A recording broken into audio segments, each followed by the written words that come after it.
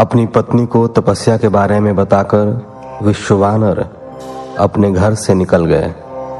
चलते चलते वे काशी नगरी में मणिकर्णिका घाट पर पहुंचे और अपने आराध्य के दर्शन कर उन्होंने अपने जन्म जन्मांतर के पाप नष्ट कर दिए। तत्पश्चात विश्वेश्वर लिंग के दर्शन कर उन्होंने सभी तीर्थ स्थानों में पिंडदान किया और ब्राह्मणों व ऋषि मुनियों को भोजन खिलाया। फिर काशी के कुओं, बावड़ियों और तालाबों में स्नान करने के पश्चात विश्वेश्वर लिंग की पूजा अर्चना में मग्न हो गए। 1 वर्ष तक बिना कुछ खाए पिए विश्वानर ने अद्भुत तपस्या की। 1 वर्ष बीत जाने के पश्चात जब एक दिन विश्वानर पूजा हेतु गए, तब उन्हें लिंग के मध्य भाग से एक सुंदर बालक की प्राप्ति हुई। वह बालक बहुत सुंदर था। उसकी पीली जटाएं थीं और उसने सिर में मुकुट लगा रखा था और वह हंस रहा था। ऐसे अद्भुत बालक को पाकर महामुनि बहुत प्रसन्न हुए। उन्होंने भगवान शिव का बहुत बहुत धन्यवाद किया और उनकी स्तुति करने लगे। वह बालक प्रसन्नता पूर्वक बोला, हे ब्राह्मण, मैं तुमसे प्रसन्न हूं। बोलो, क्या वर मांगना चाहते हो? तब विश्वानर बोले, प्रभु, आप तो सर्वेश्वर हैं, सब कुछ जानने वाले हैं। अपने भक्तों के मन की बात भला आपसे कैसे छिप सकती है? तब भगवान शिव ने अपने बाल रूप में ही कहा, विश्वानर, तुम्हारी तपस्या सिद्ध हुई। शीघ्र ही मैं तुम्हारी पत्नी शुचिष्मति के गर्भ से तुम्हारे पुत्र के रूप में जन्म लूंगा। तब मेरा नाम गृहपति होगा। यह वरदान देकर भगवान शिव का वह बाल रूप अंतर्धान हो गया और विश्वानर प्रसन्नता पूर्वक शिवलिंग को नमस्कार कर अपने घर चले गए। 14वां अध्याय, गृहपति अवतार। नंदीश्वर बोले, जब विश्वानर भगवान शिव से वरदान प्राप्त करके अपने घर वापस आए, तो उन्होंने अपनी पत्नी शुचिष्मति को सारी बातें बताई। समय बीतता गया। कुछ समय पश्चात शुचिष्मति गर्भवती हुई। शुभ लग्नों का योग होने पर उनके गर्भ से चंद्रमा के समान मुख वाला सुंदर पुत्र उत्पन्न हुआ। भगवान शिव के अवतार लेते ही देवताओं ने प्रसन्न होकर दुंदुभी बजाई। मरीचि, अत्रि, पुलह, पुलस्त्य, क्रतु, अंगिरा, वशिष्ठ, कश्यप, अगस्त, विभांड, मुंदल, लोमश, लोमचरण, भारद्वाज, गौतम, भृगु, गालव, गर्ग, जातकर्ण, हशाशर, आप स्तंभ, याज्ञवल्क्य, यज्ञ, वाल्मीकिक, शतातप, लिखित शिलाद, शंख जमदग्नि, संवर्त, मतंग, भरत, अंशुमान, व्यास, कात्यायन, कुत्स, शौनक, ऋष्यशृंग, दुर्वासा, शुचि, नारद, तुम्बरु, उत्तक, वामदेव, देवल, हारित, विश्वामित्र, भार्गव, मृकंड, दारुक, धौम्य, उपमन्यु, वत्य आदि मुनि और मुनि कन्याएं और मुनि पुत्र भगवान शिव के गृहपति अवतार के दर्शनों हेतु विश्वानर मुनि के आश्रम में आए। देवगुरु बृहस्पति के साथ ब्रह्मा जी और श्री हरि विष्णु, नंदी और भृंगी गणों के साथ भगवान शिव देवी पार्वती को साथ लेकर देवराज इंद्र सभी देवताओं सहित तथा नागराज, पाताल से सारी नदियां, पर्वत और समुद्र उस बालक के दर्शनों के लिए विश्वानर के आश्रम में गए। सभी ऋषि मुनियों, साधु संतों सहित देवताओं ने उस बालक के दर्शन किए।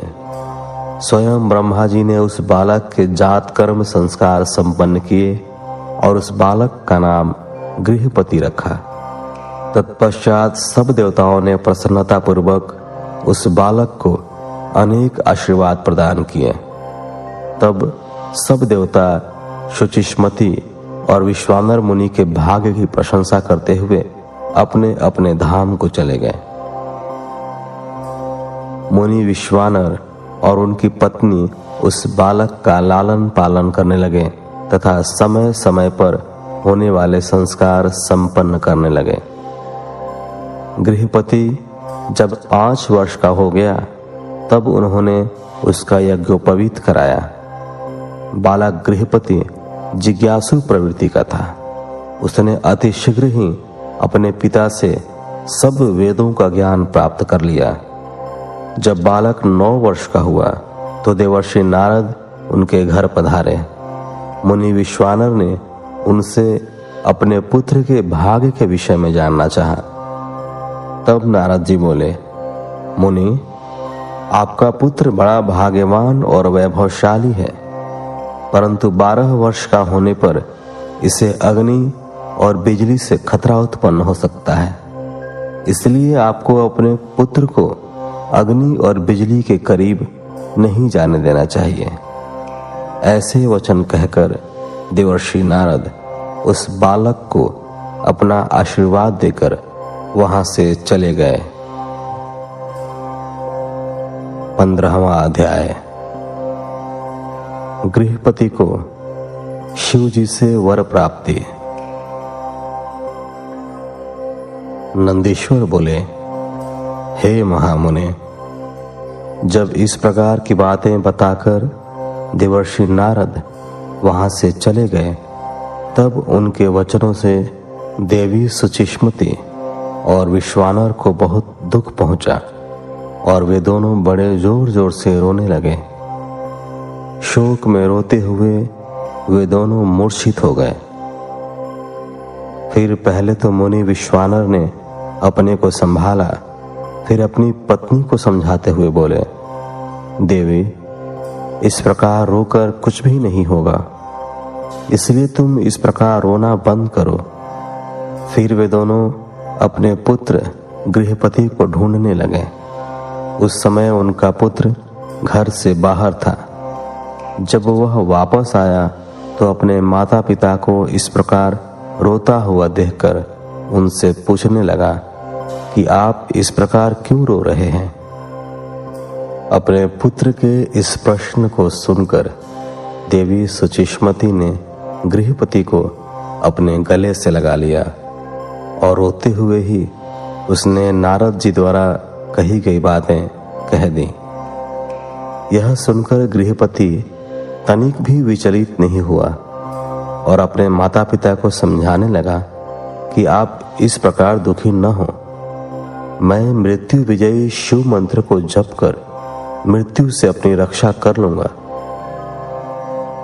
अपने पुत्र की साहसपूर्ण बातें सुनकर माता पिता दोनों बहुत प्रसन्न हुए और बोले कि मृत्युंजय भगवान शिव की आराधना करने से अवश्य ही सारे विघ्न दूर हो जाते हैं।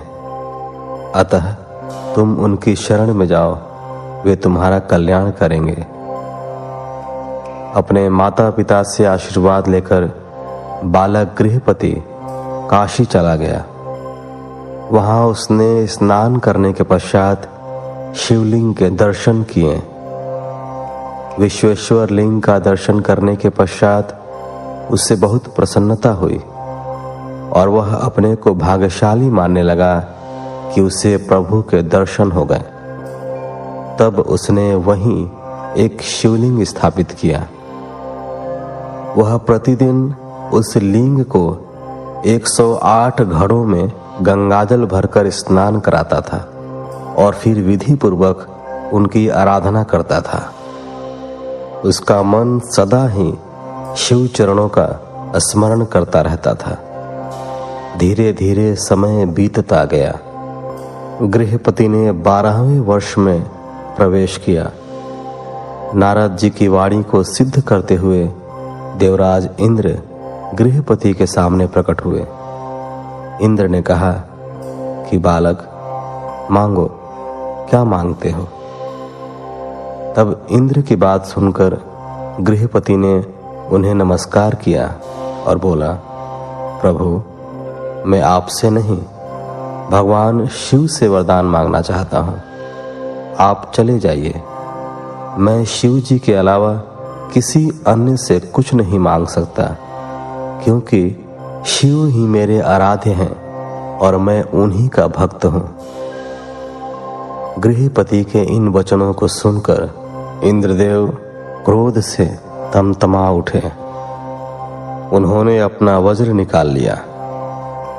उनके हाथ में वज्र देखकर बालक को अपने पिता द्वारा बताई गई बात याद आ गई और वह डर से मूर्छित होकर गिर पड़ा। यह देखकर भक्तवत्सल भगवान शिव देवी पार्वती सहित तुरंत वहां प्रकट हो गए। जैसे ही उन्होंने गृहपति को छुआ, वह उठ खड़ा हुआ। अपने सामने साक्षात भगवान शिव और माता पार्वती को पाकर वह रोमांचित हो उठा। उनका रूप करोड़ों सूर्य के समान प्रकाशित हो रहा था। इस अद्भुत रूप को देखकर गृहपति मंत्र मुक्त हो गया और दोनों हाथ जोड़कर देवादिदेव महादेव जी की स्तुति करने लगा। तब भक्तवत्सल शिव ने हंसते हुए कहा, हे बालक, मैं तुम्हारी इस उत्तम तपस्या से बहुत प्रसन्न हूं। मैं तुम्हारी परीक्षा ले रहा था। मैंने ही इंद्र को तुम्हारे पास भेजा था। तुम अपनी परीक्षा में सफल हुए हो। तुम्हें डरने की कोई आवश्यकता नहीं है। तुम्हें कोई नहीं मार सकता। तुम्हारे द्वारा स्थापित किया गया मेरा यह लिंग संसार में अग्निश्वर नाम से विख्यात होगा और इसके तेज के आगे कोई ठहर नहीं पाएगा। यह अग्नि और बिजली से रक्षा करने वाला होगा। इस लिंग की पूजा करने वाले को अकाल मृत्यु का भय नहीं होगा। ऐसा कहकर भगवान शिव ने गृहपति के माता पिता को बुलाया और सबने मिलकर कल्याणकारी भगवान शिव का पूजन किया। तत्पश्चात शिव जी उसी अग्निश्वर लिंग में समा गए। 16वां अध्याय, यज्ञेश्वर अवतार। नंदीश्वर बोले, हे मुनीश्वर, अब मैं आपको भगवान शिव के यज्ञेश्वर अवतार के बारे में बताता हूं। एक बार देवताओं और असुरों ने मिलकर सागर के गर्भ में छिपे अमूल्य रत्नों और धरोहरों को निकालने के लिए क्षीर सागर का मंथन किया। मंथन करते समय सर्वप्रथम विष निकलने लगा और संसार उस विष की ज्वाला से भस्म होने लगा। यह देखकर देवता और दानव भयभीत हो गए और भगवान शिव की स्तुति करने लगे। भगवान शिव सदा ही अपने भक्तों की रक्षा और कल्याण करते हैं। उन्होंने अपने भक्तों का दुख दूर करने के लिए उस विष को पी लिया। विष पीने के कारण उनका गला नीले रंग का हो गया और वे नीलकंठ नाम से विख्यात हुए। तत्पश्चात देवता और दानव नए उत्साह और जोश के साथ दोबारा समुद्र मंथन करने लगे, जिससे अनेकों बहुमूल्य रत्न, हीरे, जवाहरात और अमृत का प्रादुर्भाव हुआ। अमृत निकलने पर देवताओं और असुरों में युद्ध होने लगा। तब राहु नामक असुर अमृत कलश चुराकर भाग खड़ा हुआ। यह दृश्य चंद्रमा ने देख लिया और उसका पीछा किया। विष्णु जी ने अपने सुदर्शन चक्र से उसकी गर्दन काट दी, क्योंकि उसने अमृत पी लिया था। इसलिए सिर कटने के बाद भी वह मरा नहीं।